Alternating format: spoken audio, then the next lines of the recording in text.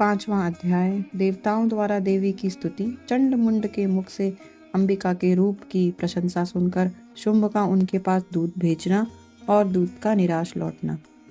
विनियोग। ओम इस उत्तर चरित्र के रुद्र ऋषि हैं, महासरस्वती देवता हैं, अनुष्टुप छंद हैं, भीमा शक्ति है, भ्रामरी बीज है, सूर्य तत्व है और सामवेद स्वरूप है। महासरस्वती की प्रसन्नता के लिए उत्तर चरित्र के पाठ में इसका विनियोग किया जाता है। ध्यान। जो अपने कर कमलों में घंटा, शूल, हल, शंख, मूसल, चक्र, धनुष और बाण धारण करती हैं, शरद ऋतु के शोभा संपन्न चंद्रमा के समान जिनकी मनोहर कांति है, जो तीनों लोकों की आधारभूता और शुंभ आदि दैत्यों का नाश करने वाली हैं, तथा गौरी के शरीर से जिनका प्राकट्य हुआ है, उन महासरस्वती देवी का मैं निरंतर भजन करती हूँ। ऋषि कहते हैं, पूर्व काल में शुंभ और निशुंभ नामक असुरों ने अपने बल के घमंड में आकर शचीपति इंद्र के हाथ से तीनों लोकों का राज्य और यज्ञ भाग छीन लिया। वे ही दोनों सूर्य, चंद्रमा, कुबेर, यम और वरुण के अधिकार का भी उपयोग करने लगे। वायु और अग्नि का कार्य भी वे ही करने लगे। इन दोनों ने सब देवताओं को अपमानित, राज्य भ्रष्ट, पराजित तथा अधिकारहीन करके स्वर्ग से निकाल दिया। उन दोनों महान असुरों से तिरस्कृत देवताओं ने अपराजिता देवी का स्मरण किया और सोचा, जगदम्बा ने हम लोगों को वर दिया था कि आपत्ति काल में स्मरण करने पर मैं तुम्हारी सब आपत्तियों का तत्काल नाश कर दूंगी। यह विचार देवता गिरिराज हिमालय पर गए और वहां भगवती विष्णु माया की स्तुति करने लगे। देवता बोले, देवी को नमस्कार है, महादेवी शिवा को सर्वदा नमस्कार है, प्रकृति एवं भद्रा को प्रणाम है। हम लोग नियम पूर्वक जगदम्बा को नमस्कार करते हैं। रौद्रा को नमस्कार है, नित्या, गौरी एवं धात्री को बार बार नमस्कार है। ज्योत्सना मयी, चंद्र रूपिणी एवं सुख स्वरूपा देवी को सतत प्रणाम है। शरणागतों का कल्याण करने वाली बुद्धि एवं सिद्धि रूपा देवी को हम बारंबार नमस्कार करते हैं। नैऋति राक्षसों की लक्ष्मी, राजाओं की लक्ष्मी और शर्वाणी शिव पत्नी स्वरूपा आप जगदम्बा को बार बार नमस्कार है।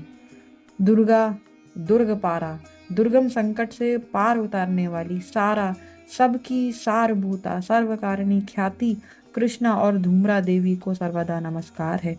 अत्यंत सौम्य तथा अत्यंत रौद्र रूपा देवी को हम नमस्कार करते हैं, उन्हें हमारा बारंबार प्रणाम है। जगत की आधारभूता कृति देवी को बारंबार नमस्कार है। जो देवी सब प्राणियों में विष्णु माया के नाम से कही जाती हैं, उनको नमस्कार, उनको नमस्कार, उनको बारंबार नमस्कार है। जो देवी सब प्राणियों में चेतना कहलाती हैं, उनको नमस्कार, उनको नमस्कार, उनको बारंबार नमस्कार है। जो देवी सब प्राणियों में बुद्धि रूप से स्थित हैं, उनको नमस्कार, उनको नमस्कार, उनको बारंबार नमस्कार है। जो देवी सब प्राणियों में निद्रा रूप से स्थित हैं, उनको नमस्कार, उनको नमस्कार, उनको बारंबार नमस्कार है। जो देवी सब प्राणियों में क्षुधा रूप से स्थित हैं, उनको नमस्कार, उनको नमस्कार, उनको बारंबार नमस्कार है।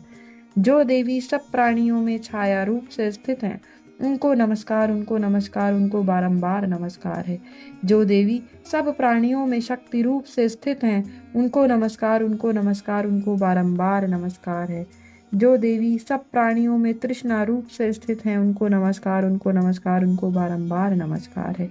जो देवी सब प्राणियों में शांति रूप से स्थित हैं, उनको नमस्कार, उनको नमस्कार, उनको बारंबार नमस्कार है। जो देवी सब प्राणियों में जाति रूप से स्थित हैं, उनको नमस्कार, उनको नमस्कार, उनको बारंबार नमस्कार है। जो देवी सब प्राणियों में लज्जा रूप से स्थित हैं, उनको नमस्कार, उनको नमस्कार, उनको बारंबार नमस्कार है। जो देवी सब प्राणियों में शांति रूप से स्थित हैं, उनको नमस्कार, उनको नमस्कार, उनको बारंबार नमस्कार है। जो देवी सब प्राणियों में श्रद्धा रूप से स्थित हैं, उनको नमस्कार, उनको नमस्कार, उनको बारंबार नमस्कार है। जो देवी सब प्राणियों में कांति रूप से स्थित हैं, उनको नमस्कार, उनको नमस्कार, उनको नमस्कार, उनको बारंबार नमस्कार है। जो देवी सब प्राणियों में लक्ष्मी रूप से स्थित है, उनको नमस्कार, उनको नमस्कार, उनको बारंबार नमस्कार है। जो देवी सब प्राणियों में वृत्ति रूप से स्थित है, उनको नमस्कार, उनको नमस्कार, उनको बारंबार नमस्कार है। जो देवी सब प्राणियों में स्मृति रूप से स्थित है, उनको नमस्कार, उनको नमस्कार, उनको बारंबार नमस्कार है। जो देवी सब प्राणियों में दया रूप से स्थित हैं, उनको नमस्कार, उनको नमस्कार, उनको बारंबार नमस्कार है। जो देवी सब प्राणियों में तुष्टि रूप से स्थित हैं, उनको नमस्कार, उनको नमस्कार, उनको बारंबार नमस्कार है। जो देवी सब प्राणियों में माता रूप से स्थित हैं, उनको नमस्कार, उनको नमस्कार, उनको बारंबार नमस्कार है। जो देवी सब प्राणियों में भ्रांति रूप से स्थित हैं, उनको नमस्कार, उनको नमस्कार, उनको बारंबार नमस्कार है। व्याप्त करके स्थित हैं, उनको नमस्कार, उनको नमस्कार, उनको बारंबार नमस्कार है। पूर्व काल में अपने अभिष्ट की प्राप्ति होने से देवताओं ने जिनकी स्तुति की तथा देवराज इंद्र ने बहुत दिनों तक जिनका सेवन किया, वह कल्याण की साधन भूता ईश्वरी हमारा कल्याण और मंगल करें तथा सारी आपत्तियों का नाश कर डालें। उद्दंड दैत्यों से सताए हुए हम सभी देवता जिन परमेश्वरी को इस समय नमस्कार करते हैं तथा जो भक्ति से विनम्र पुरुषों द्वारा स्मरण की जाने पर तत्काल ही संपूर्ण विपत्तियों का नाश कर देती हैं, वे जगदम्बा हमारा संकट दूर करें। ऋषि कहते हैं, राजन, इस प्रकार जब देवता स्तुति कर रहे थे, उस समय पार्वती देवी गंगा जी के जल में स्नान करने के लिए वहां आईं। उन सुंदर भौहों वाली भगवती ने देवता से पूछा, आप लोग यहाँ किसकी स्तुति कर रहे हैं? तब उन्हीं के शरीर कोश से प्रकट हुई शिवा देवी बोली, शुंभ दैत्य से तिरस्कृत और युद्ध में निशुंभ से पराजित हो यहाँ एकत्रित हुए ये समस्त देवता ये मेरी ही स्तुति कर रहे हैं। पार्वती जी के शरीर कोश से अंबिका का प्रादुर्भाव हुआ था, इसलिए वे समस्त लोकों में कौशिकी कही जाती हैं। कौशिकी के प्रकट होने के बाद पार्वती देवी का शरीर काले रंग का हो गया, अतः वे हिमालय पर रहने वाली कालिका देवी के नाम से विख्यात हुई। तदनंतर शुंभ निशुंभ के भृत्य चंडमुंड वहां आए और उन्होंने परम मनोहर रूप धारण करने वाली अंबिका देवी को देखा। फिर वे शुंभ के पास जाकर बोले, महाराज, एक अत्यंत मनोहर स्त्री है जो अपनी दिव्य कांति से हिमालय को प्रकाशित कर रही है। वैसा उत्तम रूप कहीं किसी ने भी नहीं देखा होगा। असुरेश्वर, पता लगाइए वह देवी कौन है और उसे ले लीजिए। वैसा उत्तम रूप कहीं किसी ने भी नहीं देखा होगा। स्त्रियों में तो वह रत्न है, उसका प्रत्येक अंग बहुत ही सुंदर है तथा वह अपने श्री अंगों की प्रभा से संपूर्ण दिशाओं में प्रकाश फैला रही है। दैत्यराज, अभी वह हिमालय पर्वत पर ही मौजूद है, आप उसे देख सकते हैं। प्रभु, तीनों लोकों में मणि, हाथी और घोड़े आदि जितने भी रत्न हैं, वे सब इस समय आपके घर में शोभा पाते हैं। हाथियों में रत्नभूत ऐरावत, यह पारिजात का वृक्ष और यह उच्चैश्रवा घोड़ा, यह सब आपने इंद्र से ले लिया है। हंसों से जुता हुआ यह विमान भी आपके आंगन में शोभा पाता है। यह रत्नभूत अद्भुत विमान जो पहले ब्रह्मा जी के पास था, अब आपके यहाँ लाया गया है। यह महापद्म नामक निधि आप कुबेर से छीन लाए हैं। समुद्र ने भी आपको किंजलकिनी नाम की माला भेंट की है, जो केसरों से सुशोभित है और जिसके कमल कभी कुम्हलाते नहीं हैं। सुवर्ण की वर्षा करने वाला वरुण का छत्र भी आपके घर में शोभा पाता है और यह श्रेष्ठ रथ जो पहले प्रजापति के अधिकार में था, अब आपके पास मौजूद है। दैत्येश्वर, मृत्यु की उत्क्रांतिदा नाम वाली शक्ति भी आपने छीन ली है तथा वरुण का पाश और समुद्र में होने वाले सब प्रकार के रत्न आपके भाई निशुंभ के अधिकार में हैं। अग्नि ने भी स्वतः शुद्ध किए हुए 2 वस्त्र आपकी सेवा में अर्पित किए हैं। दैत्यराज, इस प्रकार सभी रत्न आपने एकत्र कर लिए हैं। फिर जो यह स्त्रियों में रत्न रूप कल्याणमयी देवी है, इसे आप क्यों नहीं अपने अधिकार में कर लेते? ऋषि कहते हैं, चंडमुंड का यह वचन सुनकर शुंभ ने महादैत्य सुग्रीव को दूत बनाकर देवी के पास भेजा और कहा, तुम मेरी आज्ञा से उसके सामने ये बातें कहना और ऐसा उपाय करना जिससे प्रसन्न होकर वह शीघ्र ही यहाँ आ जाए। वह दूत पर्वत के अत्यंत रमणीय प्रदेश में जहाँ देवी मौजूद थी गया और मधुर वाणी में कोमल वचन बोला।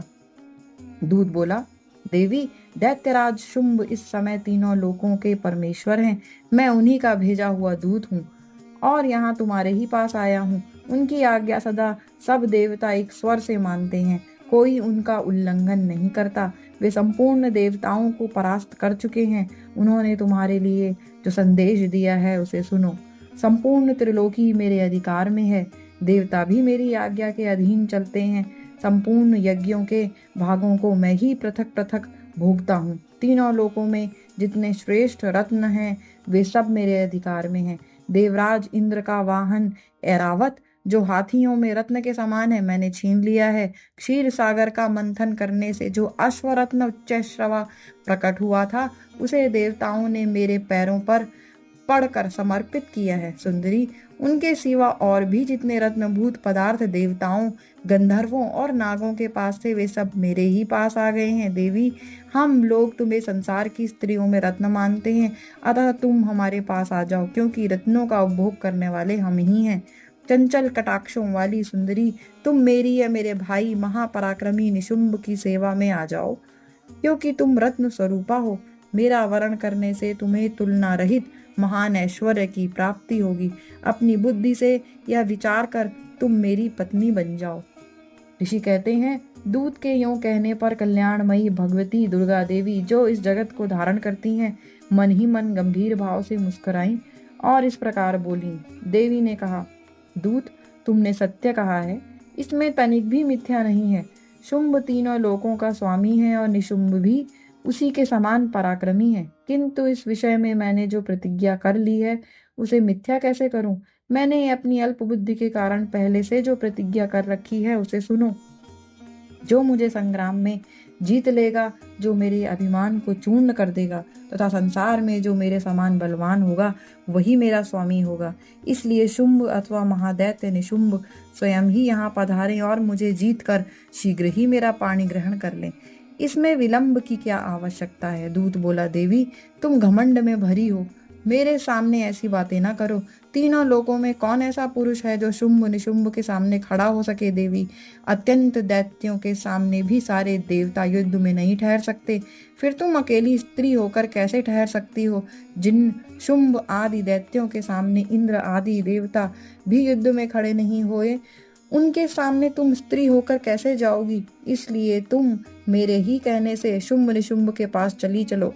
ऐसा करने से तुम्हारे गौरव की रक्षा होगी, अन्यथा जब वे केश पकड़कर घसीटेंगे तब तुम्हें अपनी प्रतिष्ठा खो कर जाना पड़ेगा।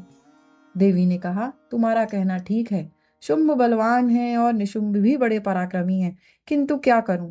मैंने पहले बिना सोचे समझे प्रतिज्ञा कर ली है, अतः अब तुम जाओ। मैंने तुमसे जो कहा है वह सब दैत्यराज से आदर पूर्वक कहना, फिर वे जो उचित जान पड़े करें। इस प्रकार श्री मार्कंडेय पुराण में सावर्णिक मनवंतर की कथा के अंतर्गत देवी महात्म्य में देवी दूत संवाद नामक 5वां अध्याय पूरा हुआ।